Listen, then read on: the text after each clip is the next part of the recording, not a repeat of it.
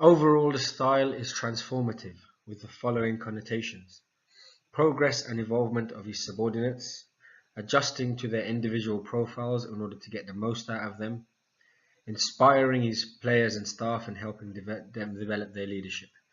Evidently, through the fact that 31 of the players who played under him went on to become managers, with the appointment of Paul Scholes at Oldham being the most recent. Therefore, he's a true role model, who others want to imitate and be like. Mererkuni affirms that transformational leaders stimulate and inspire subordinates to develop their own leadership capacity and achieve extraordinary results, while Molan, Matthews and Arnold relate to high expectations and the promotion of cooperation towards a common goal. Oshagbemi specifies further by detailing the 4 I's of transformational leadership: individual consideration, idealized influence, inspirational motivation, and intellectual stimulation. As we progress through the presentation, please bear these in mind and relate them to the practical examples we will see of Sir Alex as and when they become evident. We must not dismiss the case for transactional, because there is research to suggest that effective leadership in sport is likely to involve some transactional skills to initially engage with athletes. Rowold, working on an affirmation from Burns that leaders lead through social exchange, proposes that communication can be viewed as a core skill for both transactional and transformational leadership behaviors in sports. A study by Doherty and Danielchuk revealed that transformational leadership is not the only style favored by athletic managers. As we will go on to see, transactional occasions in style do occur.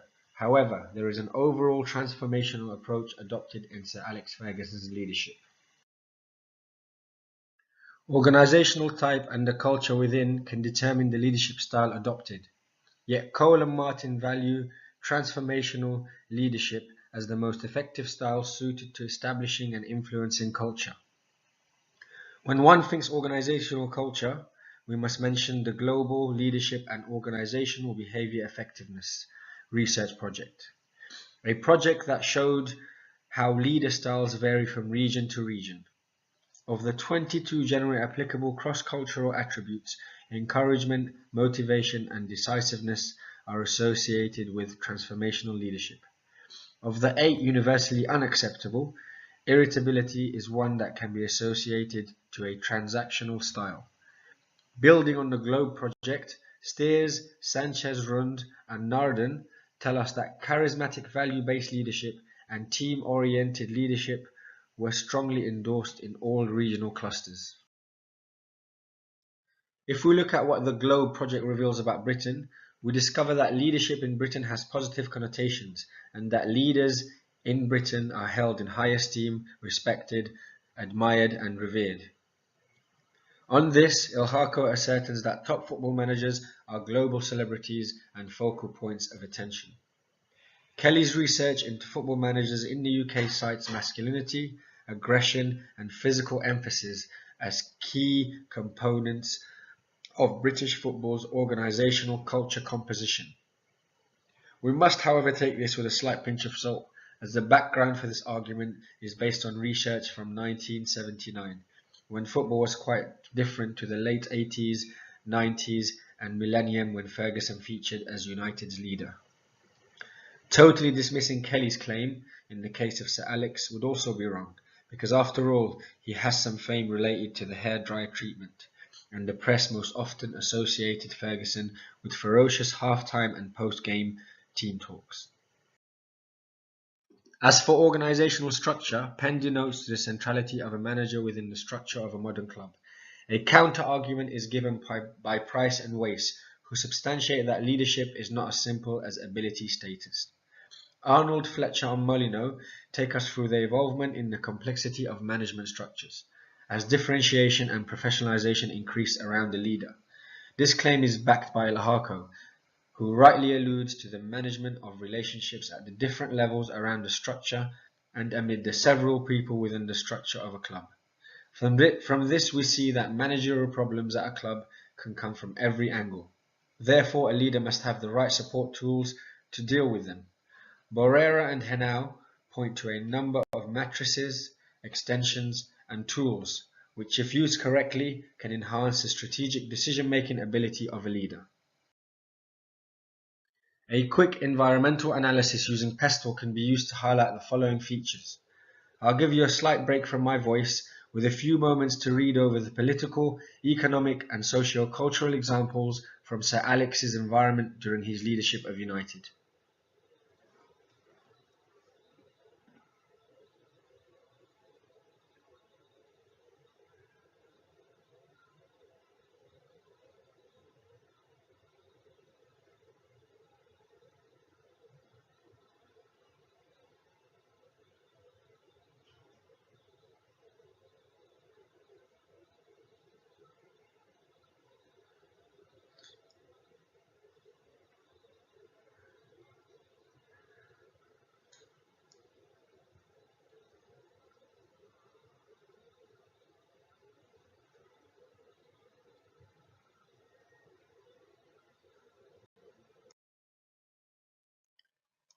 The remaining technological, ecological and legal facets can be read accordingly.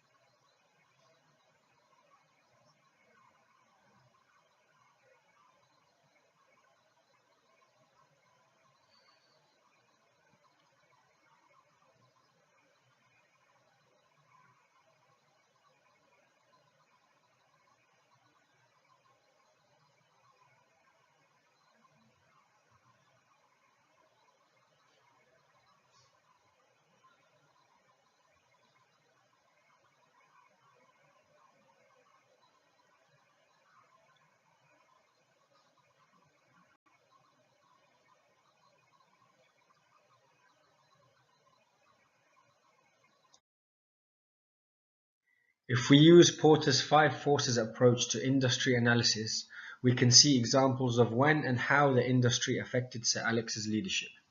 Examples of new entrants, rivalry amongst existing firms, and the threat of substitute products or services can be seen in the references to Arsenal, Chelsea, plus Liverpool and Manchester City respectively.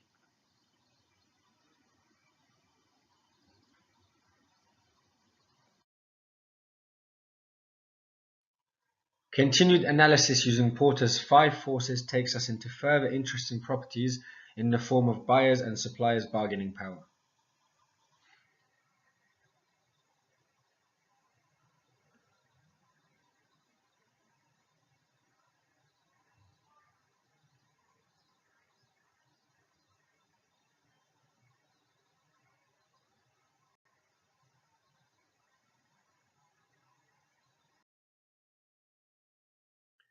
Recent literature has hinted at a possible 6th force, the relative power of other stakeholders, an example of which is UEFA.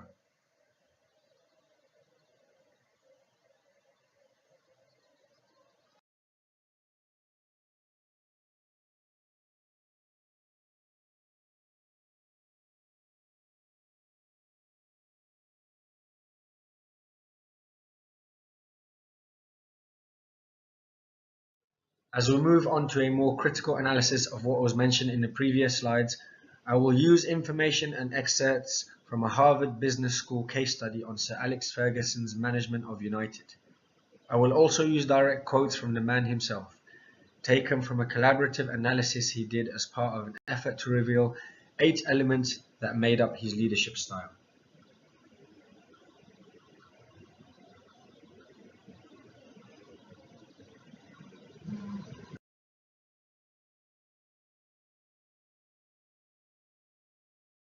A strong remark from former United CEO David Gill compares Sir Alex to what Steve Jobs was to Apple, a definitive statement which highlights the appropriateness of his leadership style, as it led to him being indispensable to the club.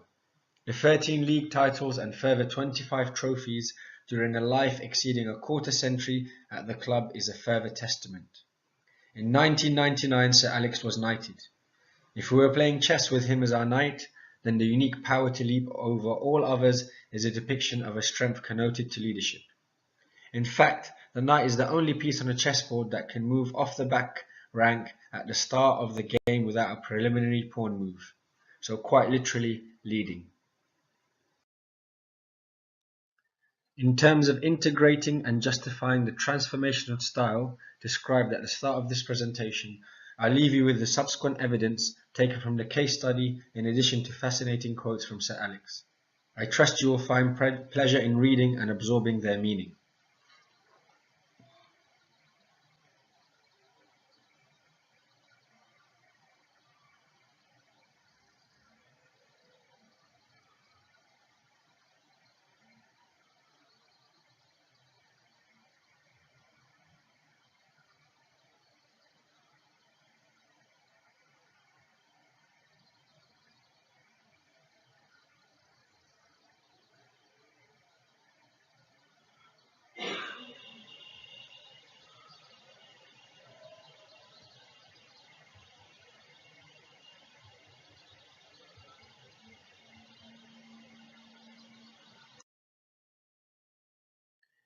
Interestingly, the following elements of transactional leadership were prominent.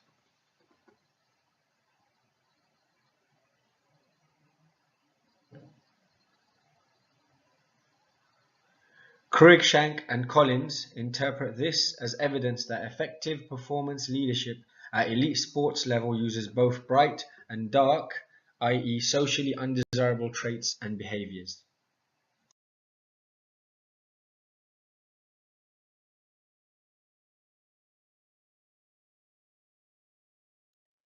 With regards to some justification related to cultural aspects identified earlier, the visit to star striker Eric Cantona in France when he was suspended for many months as punishment for attacking a fan is an example of what the Globe project told us about encouragement and leadership.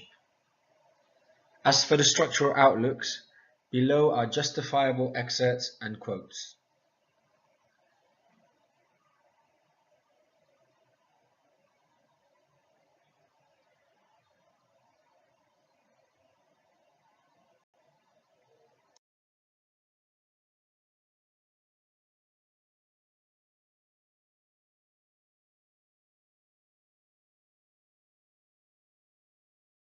To conclude is to review the journey that this presentation has taken us on. If we recall the environmental analysis from earlier, we can make a further conclusive analysis on Sir Alex's leadership.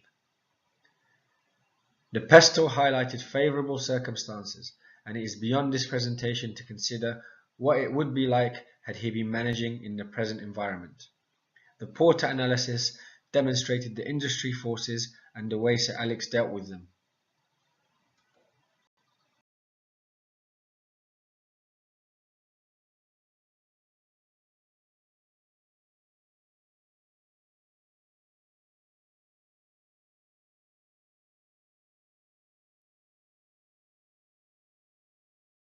The only recommendation I can think of, and no, I'm not a United fan, and back up with research, is limited to the use of clothing. Brehon, Nays, and Yuskowiak's paper on the subject of suits, tracksuits, and casual sportswear of managers has led me to recommend a more varied and wiser use of these different costumes. The benefit of this may be related to the type and number of followers or subordinates Sir Alex may have appealed to.